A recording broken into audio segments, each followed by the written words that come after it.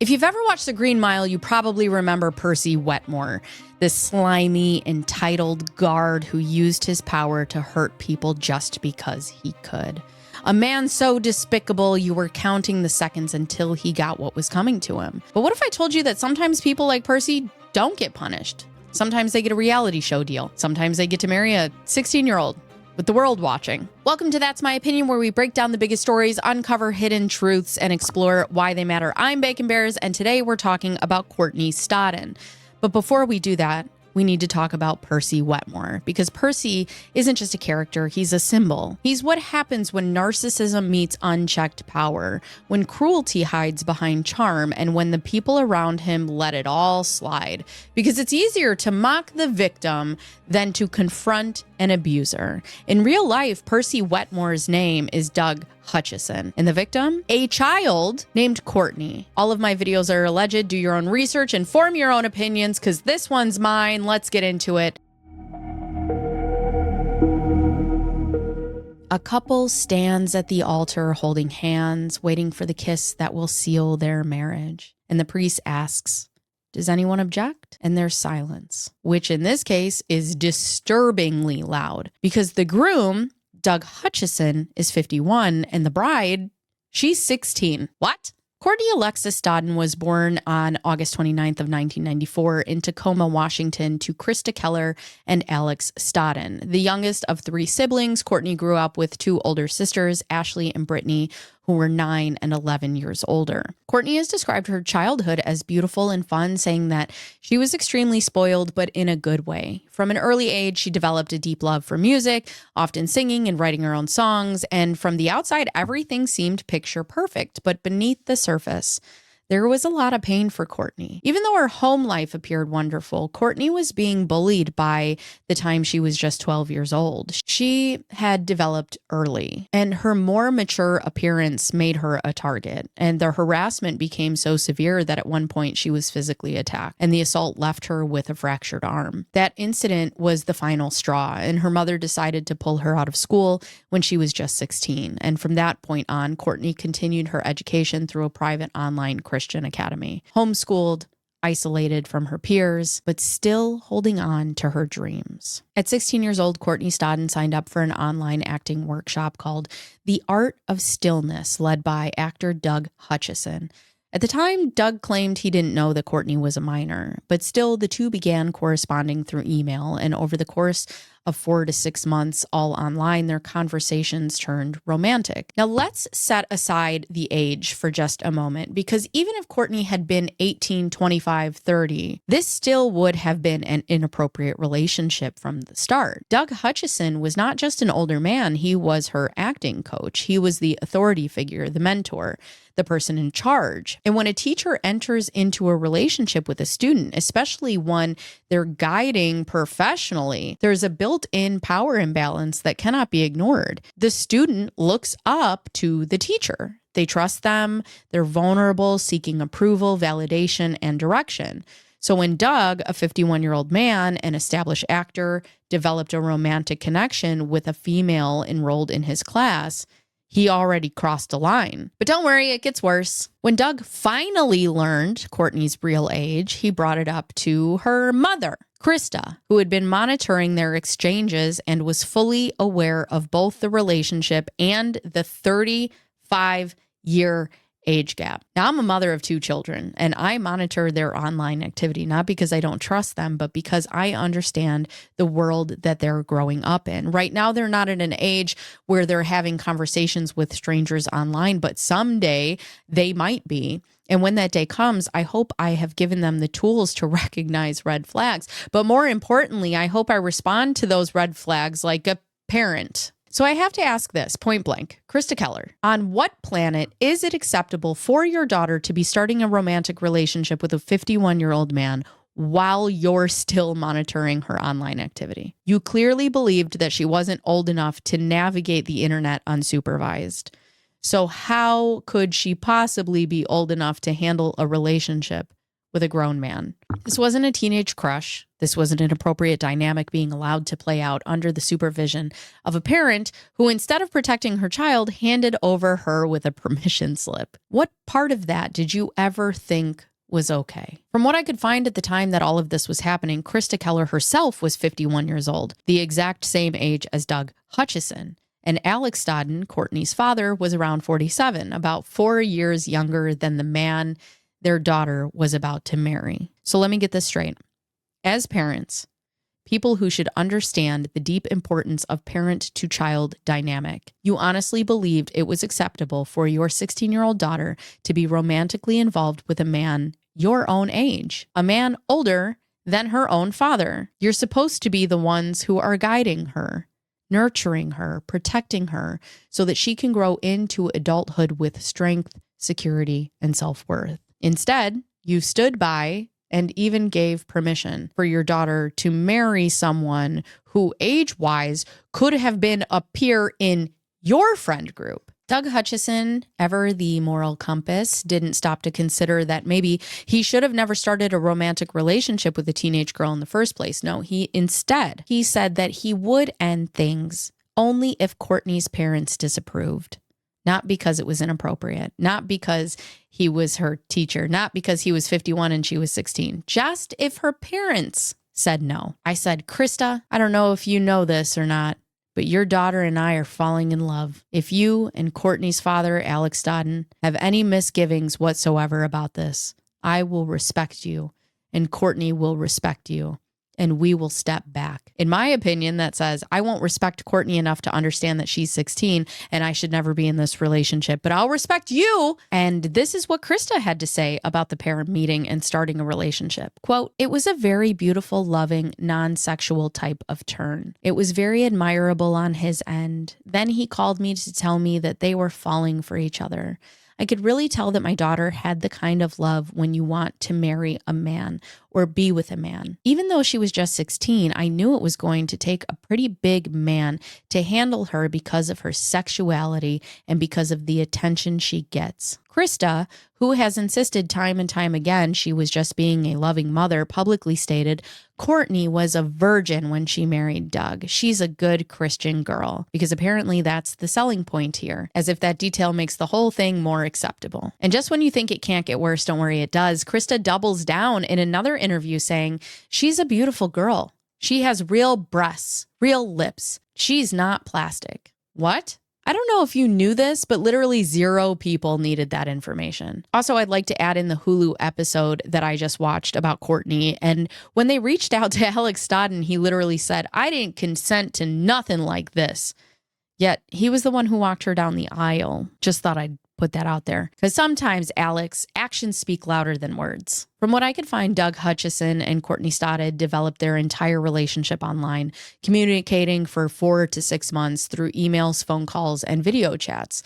They fell in love virtually exchanging I love yous long before they had even seen each other face to face. And according to both of them, their first in-person meeting happened only shortly before their wedding. So by the time that they stood at the altar in Las Vegas, they had only known each other physically in the real world for a matter of moments, which again, as a mother, blows my mind. At this point, Krista Keller had never met Doug Hutchison in person, and yet she was ready to hand over her 16-year-old daughter to a man she only knew virtually. In an interview, Krista even went so far as to say Doug was a good man. But I have to ask, how did you know that? You didn't know him. You hadn't spent time with him. You hadn't seen how he treated your daughter in real life. And yet you signed a consent form, sent her off to Vegas, and allowed her to marry a man your age. I have to say, judge me all you want, but I am not someone who believes parenting ever stops. When you bring a child into this world, your role doesn't expire when they turn 18. Being a parent means guiding, supporting, and nurturing your child, not just through childhood, but through their entire life. That's the job. You do it until you're dead. And I'll tell you right now, my son or my daughter could be 25, 35, or 45 years old. And yes, they're grown. They're going to make their own choices. But if I see them making a questionable decision, don't think for 1 second I'm not going to stop in and say, hey, what are we doing here? Is this really the best way to handle this? You don't have to fully insert yourself. You don't have to control their every move. But sometimes Everybody needs that little Jiminy Cricket, that quiet voice that says, "Don't fuck this up." However, doomsday itself would come, and that is May 20th of 2011, and the media would just rapid fire on this story. Now, look, I know this all sounds extreme, but the facts are even wilder. Up until 2022, in the great progressive state of Massachusetts, girls as young as 12 and boys as young as 14 could legally, I can't say that word, holy shit, could legally get married with both parental and judicial consent, because apparently puberty equals wedding bells.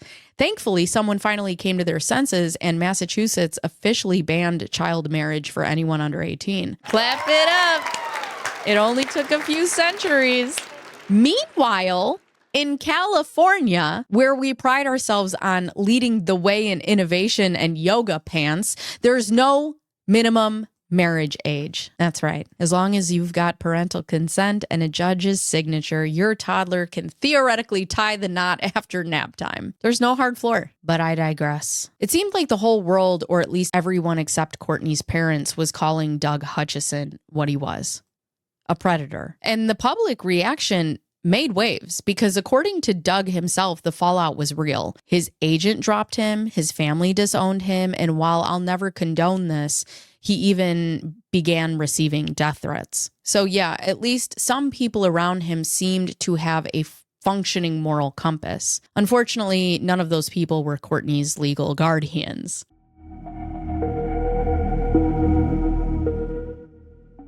The world has always loved a good comeback story, but only after it's done tearing someone to pieces first.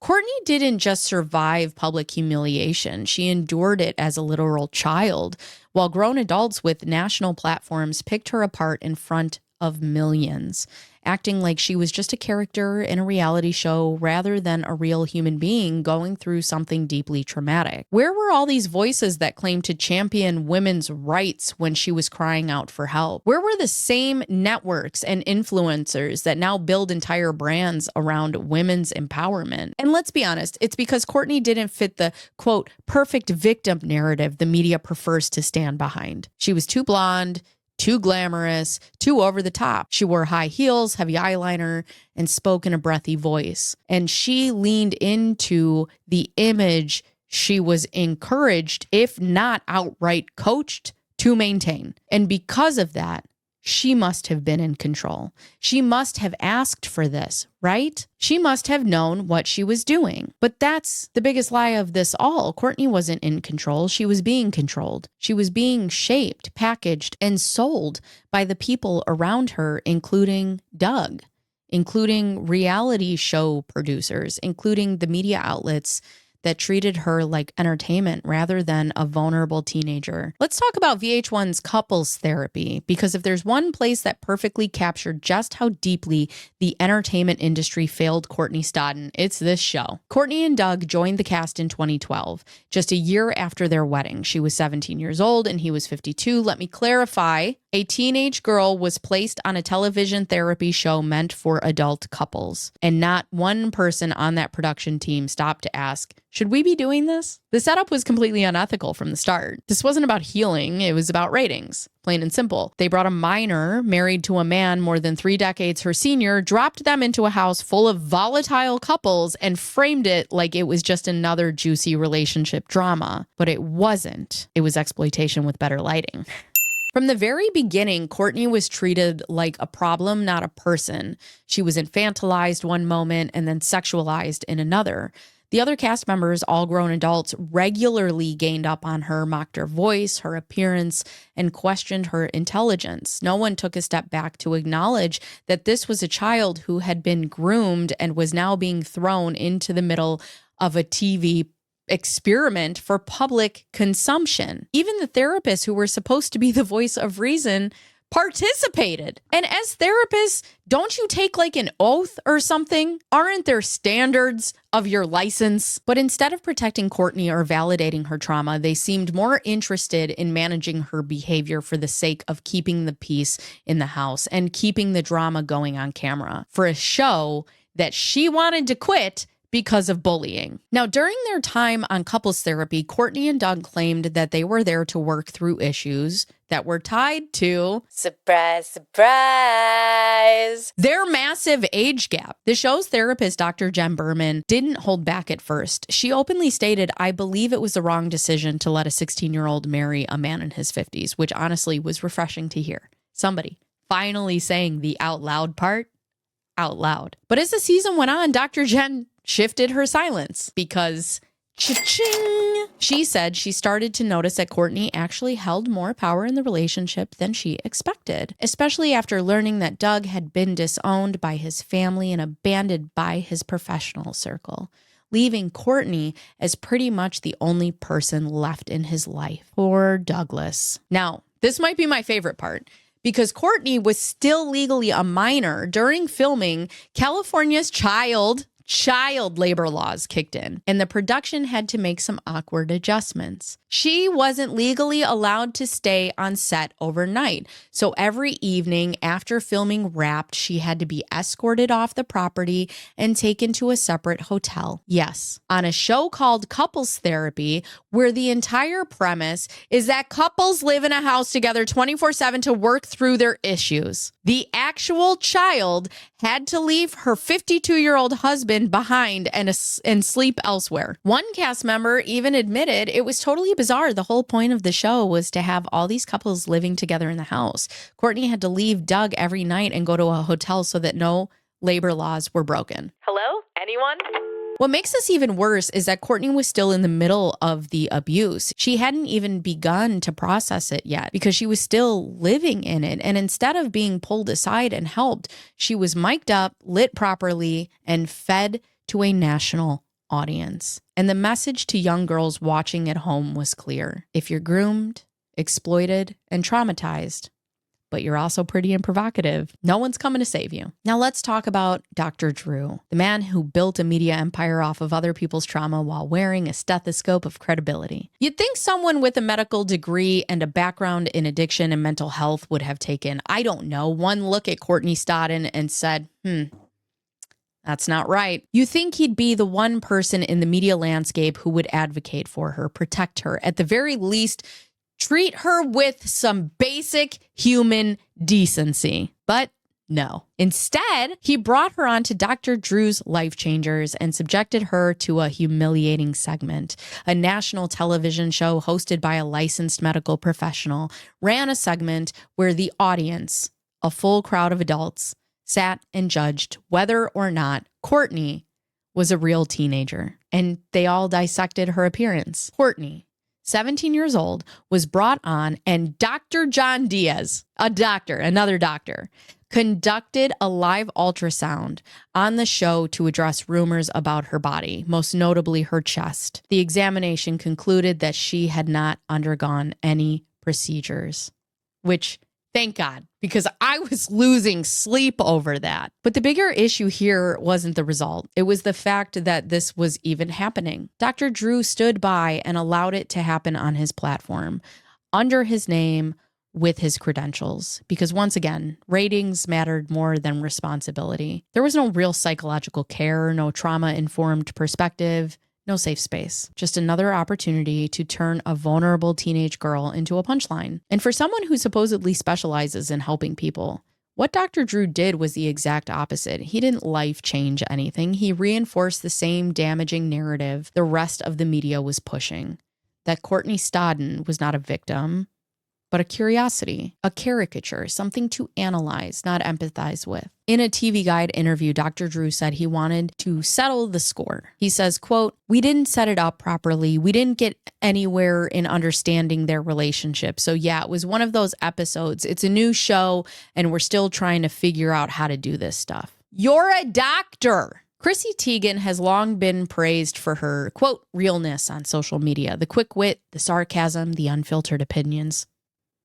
Wait a minute. But for a long time, that realness came at someone else's expense. Wait a minute. Am I Chrissy Teigen? And in 2011, that someone was Courtney Stodden. Chrissy, then in her mid-20s with a growing platform, could have used her voice to offer support, or at the very least compassion, but instead she used it to bully.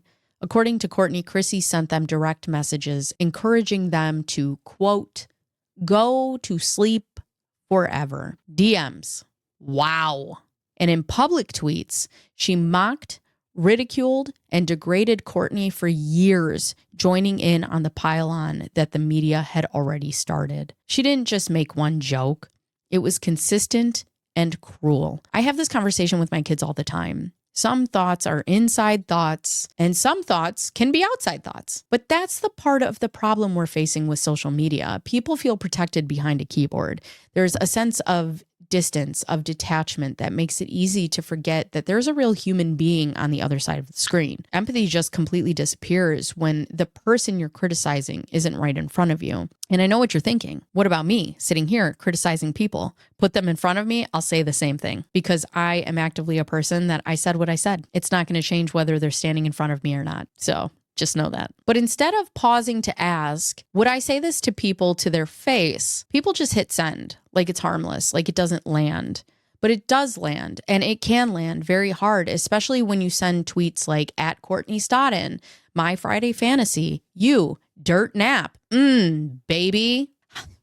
You know, how many filters did that have to go through before you're like, that's the one, click. At Courtney Stodden, what drug makes you do that with your mouth, asking for a friend who really wants to know how to look like an idiot? Thanks. When Courtney finally spoke out years later, sharing how much those comments had hurt and how deep the damage had gone, Chrissy did what many celebrities do when caught. She tweeted an apology. Not a lot of people are lucky enough to be held accountable for all of their past bullshit in front of the entire world. I'm mortified and sad at who I used to be. But Courtney would go on to say that Chrissy has never reached out to her privately. But I don't know. That's just what Courtney said. Chrissy said she did. Courtney said she didn't. Do with that what you will. But to me, that matters because if your apology is for the internet, not the person you harmed, it's not the accountability, it's PR. Let's also not forget that Chrissy wasn't some fringe troll. She was a model, a TV host, a best-selling author, married to one of the most respected men in music. Her words carried weight. Her tweets were seen by millions. And she used that platform to attack someone who was already being eaten alive by the press. She didn't challenge Doug. She didn't question the system that let a child marry a grown man. She went after the victim because she was an easy target. And Chrissy's treatment of Courtney is just one example of a much bigger issue. When women, especially young, hyper-feminine women, are perceived as, quote, too much, society doesn't protect them. It punishes them. And anybody who wants to get into my comments and say, well, she was wearing little dresses and she was putting herself out there and she was blah, blah, blah, blah, blah. You're also the type of person who would ask the question, well, what were you wearing? And I don't care what your opinion is. Thanks for the engagement. In an interview with Courtney Stodden, she talks about how it was these DMs and these tweets that had her write a letter and prepare herself for a self-exit. And this wasn't just about one person's cruelty. It was the cumulative effect of being dehumanized over and over again. Every comment, every headline, every joke at her expense, it all compounded into something much darker, a deep, lasting trauma that Courtney is still working to heal from. She's spoken openly about struggling with depression, PTSD, and identity confusion, especially after years of being told who to be and what role to play.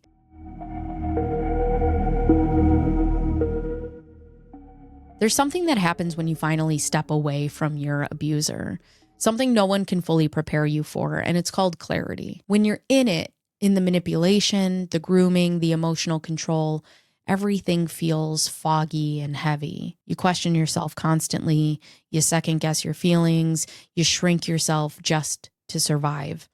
And even when something feels off, it's like you're underwater and all you're concerned with is that next breath of air. But the moment that you walk away, the moment you physically and emotionally start to disconnect, that fog begins to lift. And that's when the memories start to feel different. What you once labeled as passionate starts to look like possessiveness. What you once excused as mature starts to feel like manipulation. What you used to blame yourself for, you start to realize was never your fault to begin with. And for Courtney, that clarity began to come after separating from Doug. The further she got from the relationship, the more she began to see it for what it really was. Not a misunderstood love story, but a textbook case of grooming and control. And once you see it, you can't unsee it. And that's why so many survivors say that the real healing doesn't even begin until after they leave, because only then can you finally hear your own voice again, not the one that's shaped by someone else's narrative. Courtney's friendship with Dustin Diamond was unexpected. And if you guys don't remember who Dustin Diamond is, he was Screech on Saved by the Bell. And in many ways, this relationship was life-changing. The two grew close while filming Celebrity Big Brother, and what began as an unlikely bond quickly evolved into something deeply meaningful. In a candid interview, Courtney later revealed that Dustin became a trusted confidant, someone who truly saw her at a time when most people were treating her like a spectacle. It was Dustin who helped Courtney start to recognize some of the darker dynamics in her relationship with Doug Hutchison. He offered perspective, asked questions, and created space for honesty, something Courtney had not experienced much of during those years in the spotlight. That clarity and that shift in thinking became a turning point. When she returned to the U.S., Courtney began the process of separating from Doug, a decision she credits in part to those conversations with Dustin. His support came at a time when she desperately needed a real friend, someone not looking to use her, fix her, or judge her, just someone who listened and told her the truth. When Dustin passed away in February of 2021, at the age of 44, Courtney was among those who paid tribute. She called him smart, funny, and kind, and acknowledged how much his friendship had meant to her during one of the most transformative periods of her life. But unfortunately, Courtney didn't leave Doug and never look back.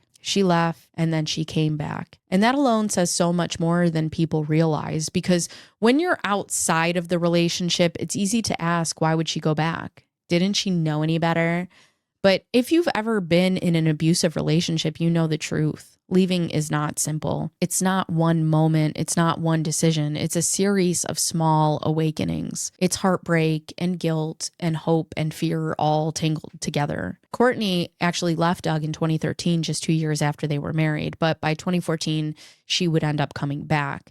And here's the thing, it's not failure, it's normal. Statistics show that it takes an average survivor 7 times to leave an abusive relationship for good. Not because they're weak, but because abuse messes with your sense of reality. It distorts your self-worth. It isolates you from the people who might help you leave. And it convinces you that the only person who understands you is the one that's hurting you. For Courtney, returning to Doug wasn't about love, it was about attachment, conditioning, and the illusion of safety that often comes with going back to something familiar, even when that something is harmful. One of the most shocking moments in Courtney's story isn't even from the marriage, it's from the aftermath. In a moment that aired during the Hulu documentary, Courtney recalled something her mother once screamed at her on a reality show that they were both on, and that was that Krista was in love, or at least had feelings for Doug. And don't worry, it gets worse. Courtney claims Doug knew about this and never said a word, never stopped it, never acknowledged how twisted that entire triangle truly was. Krista would like people to believe that this was all just a misunderstanding, telling Us Weekly, the family's drama started 4.5 years ago when Stodden told her mom 3 months after marrying the much older Lost alum that she wanted out of this relationship. She goes, he's mean, he's crabby, he's old, he's disgusting, and I want to be with people my own age, Keller says. And this was a hard time for Doug. So Doug was reaching out to me because I was right next door and I was there for him emotionally. You know, it looked like every time there were issues with Courtney, Doug wanted to talk to me. I don't know if Courtney much liked it, but I was there for him when she wasn't. Maybe you should be emotionally supporting your daughter. It's just a thought. Just a thought. But after everything was said and done, Krista says, quote, I believe we were all groomed by Doug. Unfortunately, in life, parents aren't perfect, and sometimes we make mistakes. We need to forgive ourselves and forgive others, unquote.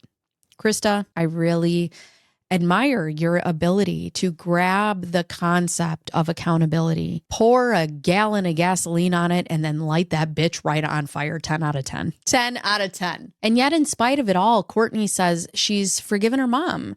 She's said publicly that her mom has apologized and that forgiveness was something she chose to give. And that's her decision and hers alone. But do I think that the relationship might shift if Kourtney ever has a child of her own, especially a daughter? Absolutely. Because something happens when you step into the role of protector.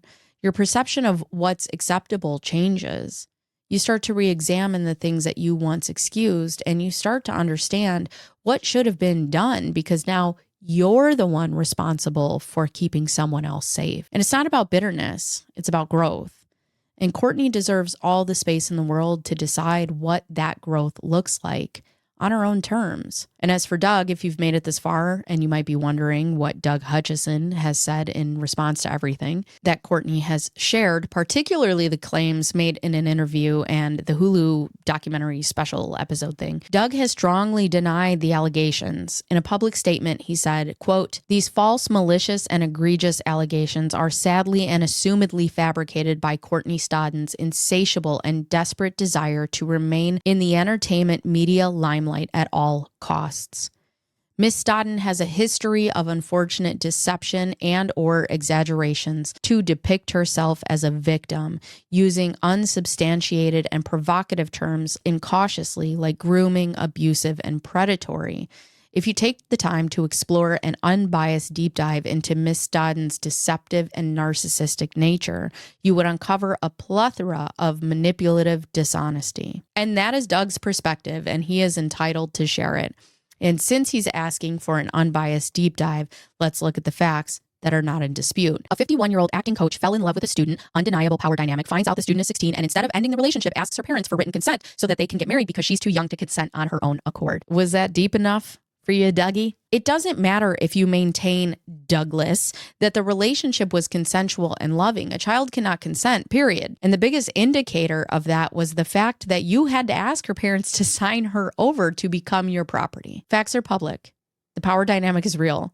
And what you choose to believe is your own problem. In December of 2024, Kourtney Stodden, now 30, married Jared Safier, a 41-year-old Emmy-winning television producer, in an intimate ceremony at Casa del Monte Vista in Palm Springs, California. Kourtney Stodden has become a vocal advocate for survivors of grooming and abuse, using their personal experience to shed light on the emotional manipulation and control many victims face. They've spoken openly in interviews and on social media about the trauma they endured during their marriage to Doug Hutchison, describing how therapy helped them recognize the abuse for what it was. Their advocacy focuses on raising awareness about the sexualization of minors, the long-term effects of grooming, and supporting others in similar situations. Their voice continues to be a powerful force in public conversations about healing, accountability, and change. Kourtney Stodden was never the joke. We treated her like one. At 16, she was failed by the adults who should have protected her. She was mocked by a machine that profits off pain, and she was bullied by celebrities dismissed by the public and sexualized by an industry that thrives on contradiction, tearing down the very image that it created. But here's the truth. Kourtney survived it all. And not only did she survive, she found her voice. She stepped out of the shadow of the character that the world made her and began to tell a story in her own words. She's not perfect. None of us are, but she's trying to heal, trying to speak out, trying to turn her pain into something meaningful. The public owes her the dignity of being heard fully, honestly, and without judgment. Because at the end of the day, this was never just about Kourtney. It's about every young person who's been taken advantage of, dismissed, or used up before they even had the chance to grow. As always, let me know your thoughts about this episode in the comment box down below. You can also leave suggestions for future episodes, and make sure that you stick around and take a little gander at some of our other videos for funsies. My name is Bacon Bears. That's my opinion, and I will see you next time.